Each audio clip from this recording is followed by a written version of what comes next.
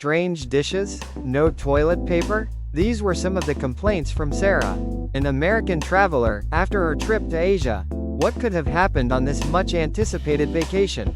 Before we get into it, don't forget to subscribe to our channel and hit the like button. That way, you'll see more stories that match your interests. Now, let's dive into the details. Sarah, a recent college graduate from the US, decided to visit Asia for her graduation trip. With a deep interest in historical and cultural heritage, she planned to visit both China and Japan. This journey became an unforgettable experience for Sarah, but for vastly different reasons in each country. The difficulties she encountered in China, and the ease she found in Japan felt like a night and day difference. Sarah's trip started in Beijing, China. Beijing is home to many historical landmarks like the Great Wall, the Forbidden City, and Tiananmen Square, all places she had always dreamed of visiting. She arrived full of excitement, eager to soak in the rich history the moment she landed. However, her expectations were quickly shattered upon arrival. Beijing Capital International Airport was vast and overwhelming, with very few signs in English. Many of the airport staff didn't speak English, making communication difficult. On top of that, the long immigration lines left Sarah exhausted.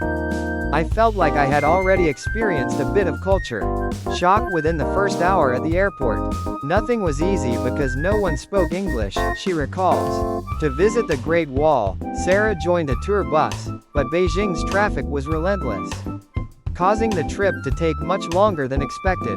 The guide's explanations in English were minimal, leaving her confused and feeling detached from the experience.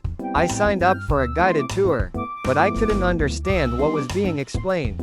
I ended up just looking at the scenery, without knowing what was going on, she says. Upon arriving at the Great Wall, she was initially struck by its grandeur, but the overwhelming crowds made it nearly impossible to enjoy. I couldn't even take in the view properly. I felt like I was being swept along by a sea of people, as if I came to see the tourists rather than the Great Wall itself, Sarah says, clearly disappointed. Moreover, she was constantly approached by aggressive vendors trying to sell her souvenirs, even following her after she declined. Everywhere I walked, someone was trying to sell me something, and they wouldn't take no for an answer. It got to the point where I felt anxious and couldn't enjoy myself, she says. Later, she discovered that the items sold at the Great Wall were overpriced, finding the same products for half the price elsewhere, which only added to her frustration. Hoping to experience Beijing at night, Sarah ventured out for an evening stroll. But the city felt much different after dark. Many areas lacked proper street lighting, making the streets feel unsafe.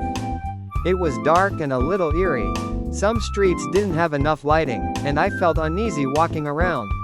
The people around me seemed cautious too, which made me feel like I was in a dangerous place, she recalls. She ended up returning to her hotel feeling on edge the entire time, after hearing stories about pickpockets and scams targeting tourists. Sarah grew even more nervous. She constantly felt the pressure to hold onto her belongings tightly and stay alert. I had to clutch my bag everywhere I went and always be aware of my surroundings. It felt stressful and made me realize that this was a real problem for tourists here, she shares. Eager to try Beijing's local cuisine, Sarah went to a restaurant, but quickly ran into problems. The menu was entirely in Chinese, with no English translations, and the staff didn't speak any English either. She ended up ordering by pointing at random items on the menu, unsure of what she was getting. The food might have tasted good, but I couldn't tell what I was eating. There was this dark-colored fish and some kind of purple meat. It was just stressful trying to order, she recalls. On top of that, the restaurant's restroom shocked her. It was dirty, and there was no toilet paper. The bathroom was so filthy I didn't even want to use it. And no toilet paper? It was just disappointing that even basic things weren't taken care of, she says. After her difficult experience in China, Sarah headed to Japan. She was a little worried that she might face similar problems, but her fears were quickly put to rest. Upon arriving at Narita Airport, she was greeted by clear English signs and helpful airport staff, who assisted her with ease. The moment I landed, it felt like I had entered a whole new world. Everything was so organized, and I didn't have to worry about a thing, she says. The first place she visited in Japan was Asakusa in Tokyo. Despite the large crowds around the famous Kaminari-mon Gate and Sensoji Temple, Sarah immediately noticed a stark difference. Asakusa was crowded, but everyone was so polite and orderly. In China, I felt like I was being pushed by the crowd, but here I could relax and enjoy the atmosphere, she says with a sense of relief. When she got lost, local staff and passers-by were more than happy to help her, even going out of their way to show her the right direction. I never felt like there was a language barrier. People were so kind and helpful, sometimes even walking me all the way to my destination.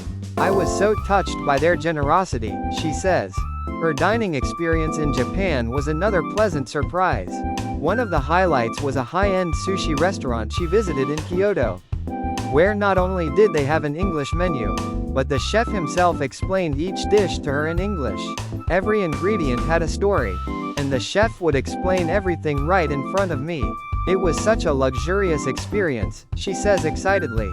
Japanese restaurants also stood out for their cleanliness, and even the restrooms were immaculate, equipped with high-tech bidets, heated seats, and background music. The toilets were more like those in a luxury hotel. In China, I was scared to use the bathrooms, but in Japan, I almost looked forward to it. The level of cleanliness and comfort was unbelievable, she laughs. Finally, Sarah decided to take a night walk in Tokyo, though her experience in China had left her nervous. Tokyo felt completely different. Even late at night, the streets were well lit, and she felt safe walking around alone. I was amazed that I could walk alone at night without feeling scared at all. In fact, I even heard stories about people losing their wallets and having them returned. Japan is truly a safe country, she says with admiration. Sarah's trip made her realize the stark contrast between China and Japan. While she was awed by China's history and cultural heritage, the lack of attention to tourists' needs and the constant sense of unease made it hard to enjoy.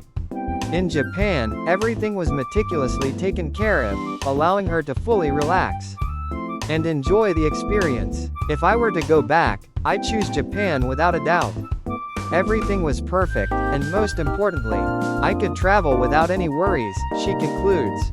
Thank you for watching. If you have any thoughts or comments, feel free to share them below. And don't forget to subscribe and hit the like button to enjoy more videos about the wonders of Japan.